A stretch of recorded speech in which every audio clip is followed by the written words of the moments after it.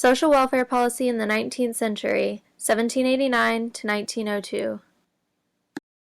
From 1789 to 1902, America had three extreme developments that posed challenges to the social system of the United States: the settlement of the frontier, the Civil War,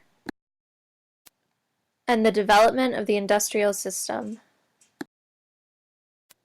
During this time, Americans focused mainly on the issues of poverty, mental illness, crime, illiteracy, and alcoholism, and developed vast amounts of policies concerning people of color. Many of the first social issues of the era stemmed from the large-scale immigration of Irish Catholics to the country. These immigrants faced oppressive working conditions as well as discrimination from American Protestants who believed the Catholics were going to take over the country. Widespread economic issues led to the creation of institutions such as almshouses that were meant to care for the poor.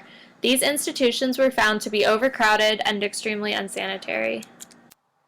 The prevalence of religion in the United States caused social issues to be seen in moral terms. Alcoholism, crime, insanity, gambling, prostitution, and vagrancy were believed to be caused by moral defects in the individual or in society.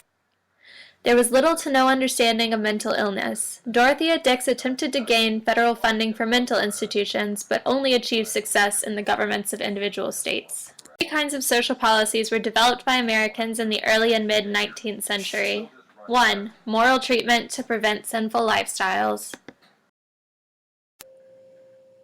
2. Attempts to increase political, economic, and social opportunities through things like voting rights and public education. And 3. Policies to control and oppress people of color. The temperance movement in the early 19th century attempted to prohibit alcohol, which was seen as immoral. This actually was not achieved until the early 20th century and was quickly overturned.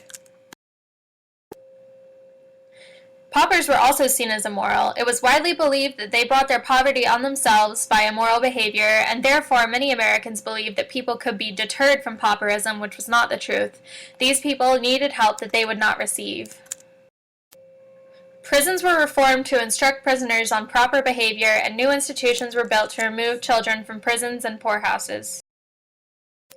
Women began to rebel against the cult of domesticity during this period.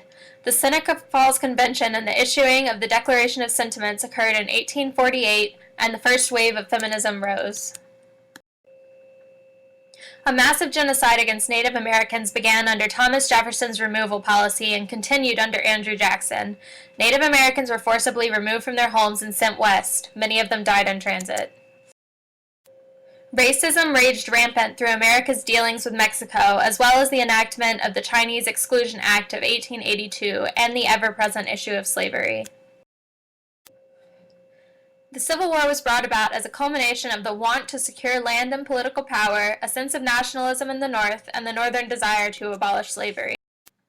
In the aftermath of the Civil War, the Freedmen's Bureau was created in an attempt to help African Americans obtain their freedom and gain land and fair working agreements, but the Bureau was corrupted by racist staffers.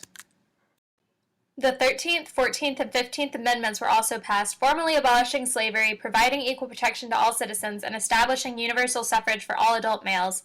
This did not prevent Southern states from creating Jim Crow laws to prevent African American males from voting or the KKK from forming to intimidate African Americans. Social reforms continued to be impeded by the belief that those in need of help had committed some moral wrong. Americans during the Gilded Age, after the Civil War, ignored suffering and focused on the successes of the privileged. To some extent, the moral judgments passed on those who are dealing with social problems still exist. Homeless people, people with mental illnesses, people who have been convicted of crimes, and people with substance abuse issues are often still judged by other members of society.